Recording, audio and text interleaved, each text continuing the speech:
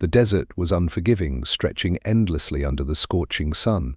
Her lips were parched, her skin dry, and her legs shaky as she stumbled over the cracked ground. She'd been wandering for days, each step harder than the last.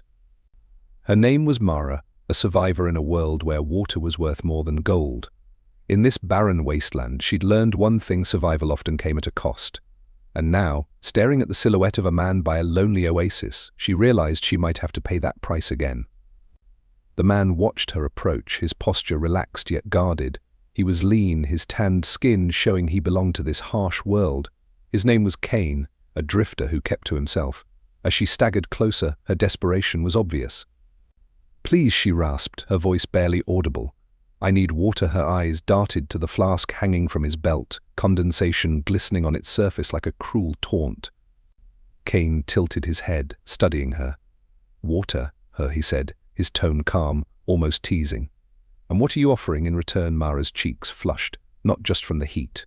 She knew this game, had played it before, but something in Kane's gaze was different. It wasn't lecherous, but it wasn't innocent either. It was as if he enjoyed watching her squirm, testing her resolve. Her mind raced. What could she offer? Everything she owned was either on her back or too worthless to matter. "I'll do anything," she said finally, hating the way the words tasted on her tongue. Kane raised an eyebrow, his expression unreadable.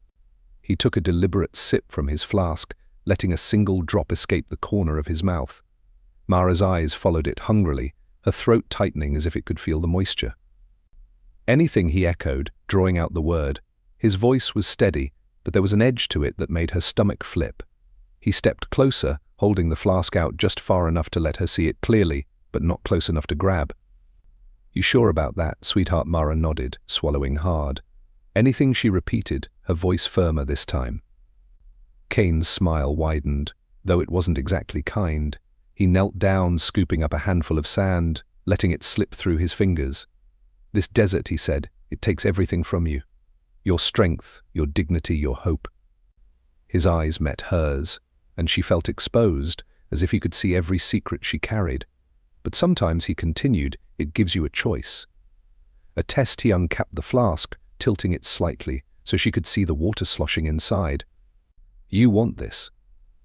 Mara nodded again, her eyes fixed on the liquid. "Then prove it," he said simply, his voice low but commanding. Her breath hitched. "Prove it?" The ambiguity of his demand sent her mind spiraling. Did he mean? No, surely not. Or maybe he did. Her body was already trembling from dehydration, but now it was her nerves that made her knees weak. She took a hesitant step closer, her eyes flicking between his face and the flask. Kane didn't move, didn't flinch. His calmness unnerved her.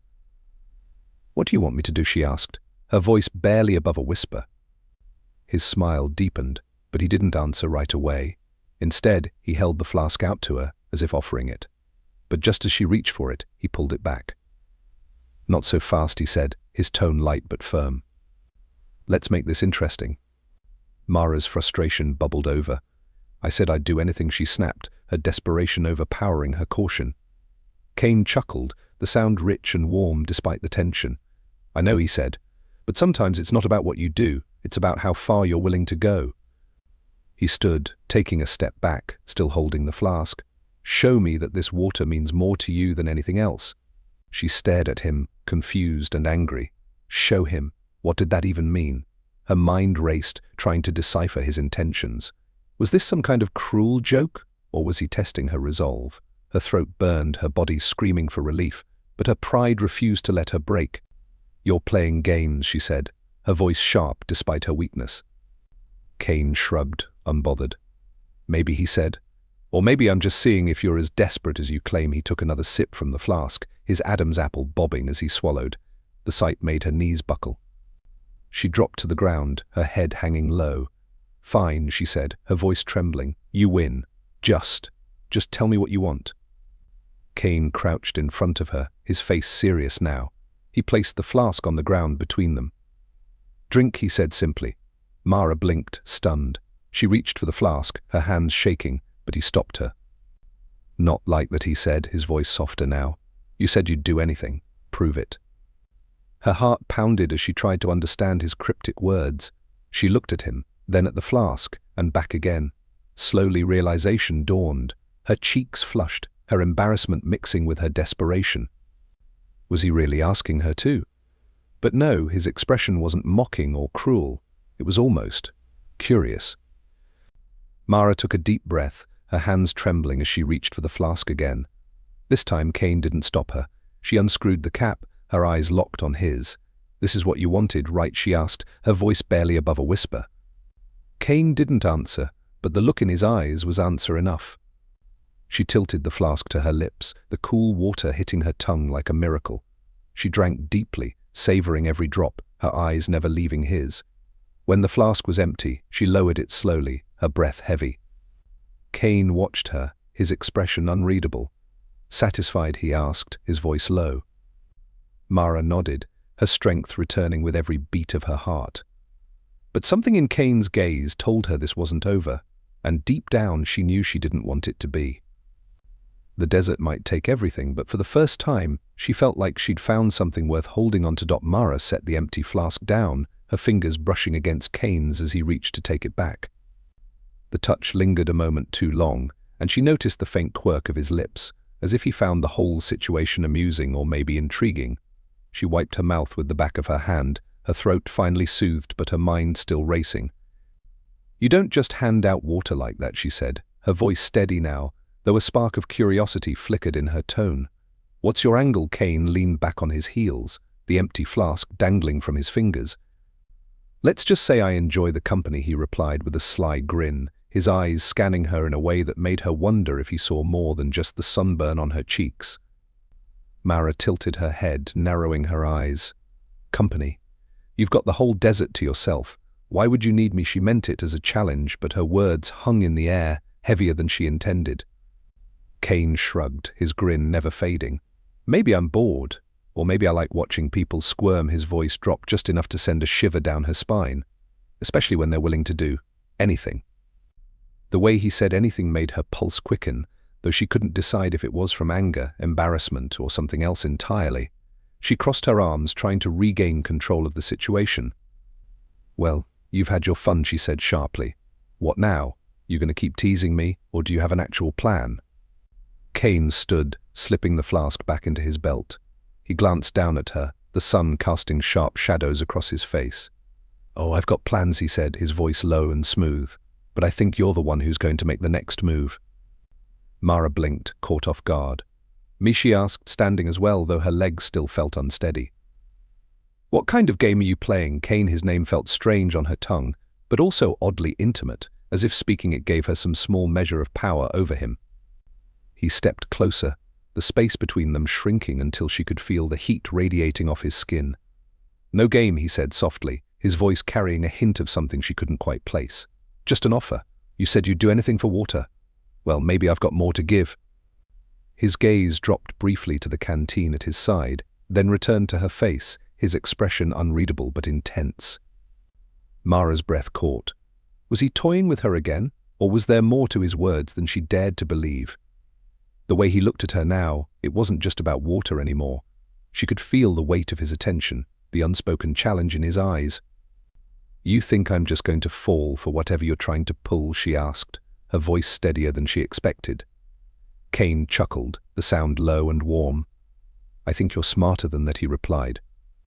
"But I also think you're curious." He reached for the canteen, unscrewing the cap with deliberate slowness.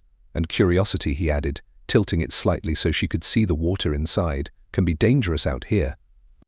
Mara's mouth went dry again, though this time it had nothing to do with thirst. She hated how easily he got under her skin, how his words made her second-guess every thought in her head. But she couldn't deny the spark of intrigue he ignited in her, a flicker of something dangerous and exhilarating all at once. "And what if I am curious?" she asked, her voice dropping to match his. "What happens then?" Kane smiled, a slow, knowing curve of his lips. "Then I guess we see how far you're willing to go." He raised the canteen, offering it to her, but his fingers didn't release it when she reached for it. Instead, he held it there, the cool metal brushing against her skin as his eyes locked onto hers. The air between them felt heavier now, charged with something unspoken but undeniable. Mara held his gaze, refusing to look away, even as her heart hammered in her chest. Kane's smirk deepened, as if he could feel her pulse racing through the contact. "Your move," he said softly, his voice a challenge wrapped in silk. Mara didn't know whether to curse him or thank him for the way he twisted her thoughts into knots. But one thing was clear, the game had only just begun. Mara tightened her grip on the canteen, her fingers brushing his as she pulled it closer. Kane's smirk didn't falter, and she could feel his gaze, heavy and expectant. She tipped the canteen slightly, letting a few precious drops trickle into her hand.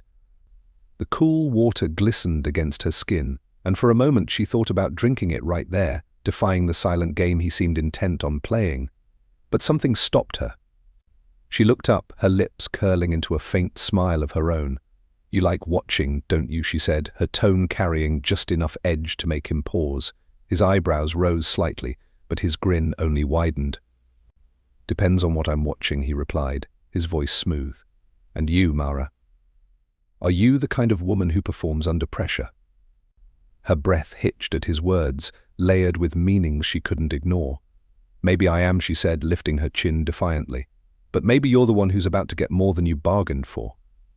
She brought the water to her lips, but instead of drinking, she let the cool liquid slide over her fingers, catching the light as it dripped slowly to the cracked earth below.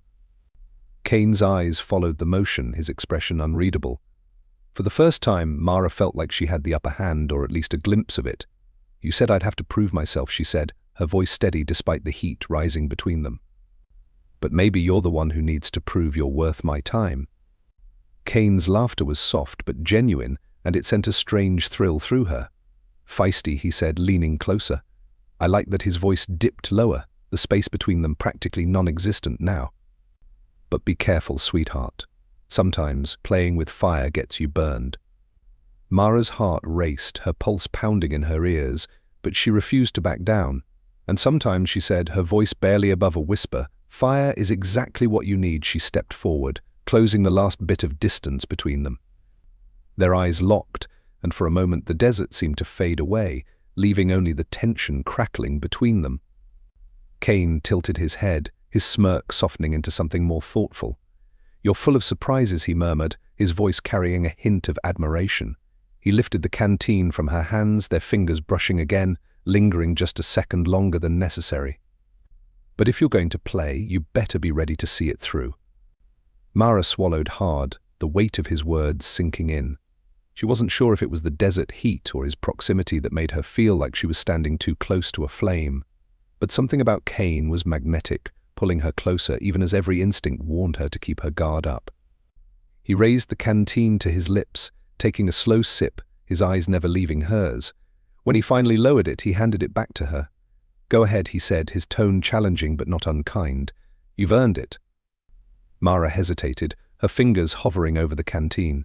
She could feel his gaze, intense and unwavering, and she knew this wasn't just about water anymore. This was a test, a game they were both too stubborn to lose. She took the canteen, her movements deliberate, and drank deeply, letting the cool liquid soothe her parched throat. As she lowered the canteen, she wiped her mouth with the back of her hand, meeting Kane's gaze with newfound confidence. "Satisfied?" she asked, her voice steady, though her heart still raced.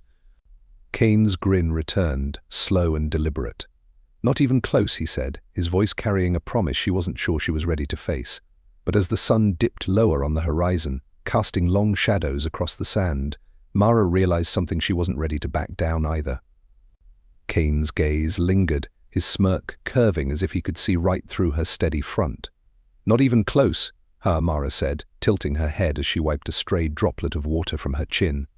"Well, I hate to break it to you, but I'm not here to entertain." His chuckle rumbled low in his chest. "You've been entertaining me since the moment we met. But if that wasn't your goal," he stepped closer, his movements slow and deliberate. You've got a strange way of showing it." The space between them vanished, and the air seemed to hum with tension. Kane's hand hovered near her cheek, close enough for her to feel the heat radiating from his skin, but he didn't touch her. "You're not afraid of me, are you?" he asked, his voice a teasing whisper. Mara met his gaze, refusing to look away. "Afraid of what? A man who likes to hear himself talk." His grin widened, but there was a glint in his eyes now, something more than amusement. You're good, he admitted, his voice dropping lower. But the desert doesn't care how clever you are. Out here, survival's about trust. So tell me, Mara, he leaned in, his breath warm against her ear. Do you trust me? She stiffened, every instinct screaming that she shouldn't. But there was something about the way he looked at her, like he was peeling back her layers, one by one, that made her hesitate. Trust, she said carefully, her voice steady, isn't something I give away for free. Kane pulled back just enough to study her, his expression thoughtful. Fair enough, he said, his tone softer now. But trust isn't always about what you give. Sometimes it's about what you're willing to risk. Mara's stomach tightened. Was he still talking about survival, or had this conversation taken a turn she wasn't prepared for? She hated how easily he got under her skin, how his words wrapped around her like a net she couldn't escape. But she wasn't about to let him see that. And what about you, she countered, stepping closer until they were almost nose to nose. What are you willing to risk? For the first time, Kane hesitated, his grin faltering just slightly. He studied her, his eyes flickering with something she couldn't quite place, respect maybe, or admiration. You'd be surprised, he said finally, his voice quieter but no less intense. But I think you'll find out soon enough. Mara raised an eyebrow, her pulse quickening despite herself. Is that a promise or a threat? Kane's smirk returned, softer this time, but no less infuriating. Depends on what you want it to be. The weight of his words hung between them, thick and heavy, and for a moment, Mara wasn't sure if she wanted to slap him or close the gap entirely. The sun was nearly gone now, the sky painted in fiery hues that mirrored the heat simmering between them. You're playing a dangerous game, Kane, she said, her voice low. His smile widened, and he reached for the canteen at her side, his fingers brushing hers as he took it. That's the only kind I know how to play, he replied, taking a slow sip before handing it back to her. His eyes never left hers, and Mara knew, without a doubt, that this game was far from over. Mara took the canteen from Kane, her fingers brushing his again. This time, the touch lingered, unspoken tension buzzing in the warm night air. She wasn't sure if it was the water, the heat, or the man standing too close, but something had shifted. She tilted the canteen to her lips, taking a slow sip, savoring the moment as if the water itself held the answers she'd been seeking. Kane watched her, his smirk softer now, almost contemplative. You've got a funny way of surviving, he said, his tone playful but carrying a trace of something deeper. Most people just beg for help. You make everything a challenge. Mara lowered the canteen, tilting her head. And you make everything into a game, she shot back, her voice teasing but sharp. Why? Afraid to let someone get the upper hand? He laughed, a rich sound that filled the quiet desert night. Let's just say I enjoy seeing how far people will go when the stakes are high, his eyes gleamed as he added. And you, Mara, you keep raising the stakes. She stepped closer, closing the gap between them until there was almost no space left. Maybe you're afraid of what happens when someone calls your bluff, she said, her voice low, challenging. Kane's smile widened, and he leaned in, his breath warm against her cheek. Oh, I'm not afraid of that, he whispered. But I do wonder if you're all talk or if you're ready to play for keeps. Mara smirked, her confidence solid as she tilted her head, their faces so close now that she could feel the heat radiating from him. Careful, Kane, she said, her tone dripping with implication. You keep pushing, and you might find out I play harder than you can handle. Kane pulled back just slightly, enough to meet her gaze fully. You're good, I'll give you that, he said, his voice dropping. But here's the thing, sweetheart, he paused, letting the silence stretch, his smirk sharp as ever. I don't just play hard, I play to win. Mara felt a laugh bubbling in her chest, and she let it out, the sound catching Kane off guard for just a moment. Win what, she asked, raising an eyebrow. A desert duel of wits? Or are you hoping for a different kind of prize? Kane chuckled, his grin widening. Maybe both, he said smoothly. But don't worry, I always know how to satisfy a high-stakes gamble. Mara couldn't help but laugh again, shaking her head.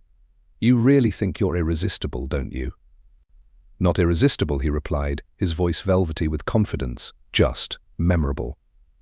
She stepped back slightly, the canteen dangling loosely from her fingers. Well, Kane, I've got to admit, she said with a sly smile, you are unforgettable.